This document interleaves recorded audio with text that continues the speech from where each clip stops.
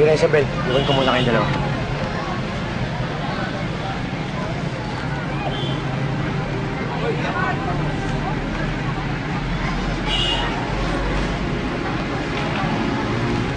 Anak, pasensya ka na kung nagkagulo kanina.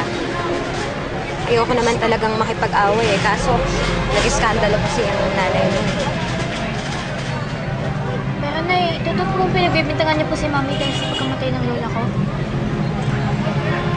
Inaamin ko naman yun, anak eh. Marami akong rason kung bakit ko nasabi yun. Meron kasing voicemail yung lola mo kay Tito Jonas mo. Pero, sabi naman po ni Lola yung pangalan ni Mami dahil si Mami po yung nagsipi sa kanya eh. Hindi lang yun.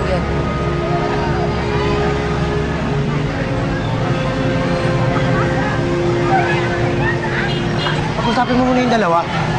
Ang makaalam ni Tito Jonas.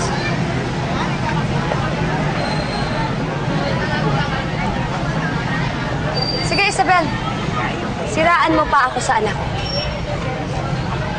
Hindi na kita kailangan siraan pa sa anak ko. Yung pananakit mo kay Catherine, sapat na yun para sumama ang loob niya sa'yo. Magsiselos lang naman po si Mami kaya niya po akong nasaktan nun eh. Sabi ko na po yun sa'yo, di ba? Dahil mas binibigyan kanya ng importansya kesa sa akin. Nalaman ko po kayong ina. Kaya sana magkabati na po kayo oh. Kung meron man pong magandang mangyayari sa pagkamatay ni Lola, edi yung po hindi na po kayo mag-aaway kahit kailan. Paano, Isabel? Magbati na tayo. Nakakaya naman sa anak natin.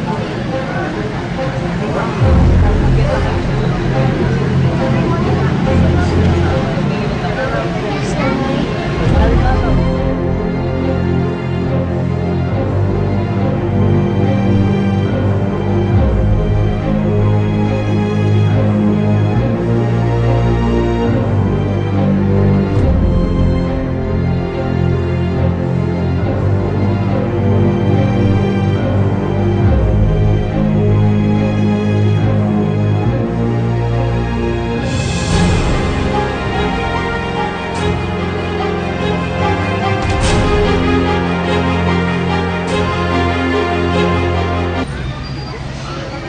Thank you po. Kahit nakabulol po na ganito si Lola, sobrang napasayod niyo po ako sa pagbabati niyo. Sana ito na po yung start ng mga pag-peaceful ng life natin, no? For sure po, matutuwa si Lola niyan pag nalaman niya pong kabati na po kayo. Dati pa naman kami magkaibigan ni Isabel. Kaya na lang natin yun. Ang mahalaga, kabati na tayo. Nanay, maraming salamat ha. Sobrang laking bagay nito para sa akin. Basta promise mo po hindi na kayo mag-aaway ni Mami.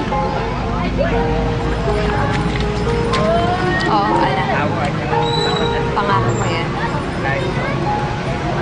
Mami, maraming salamat din po. Kasi hindi niyo po alam kung gaano niyo po ako napasaya kahit wala na po si Lola. Oo naman, anak. Mahirap magpatawad, pero isip ko na lang na regalo ko na lang yun sa lola mo. Tsaka gusto ko na rin naman maibalik yung pagkakaibigan namin dalawa ni Isabel.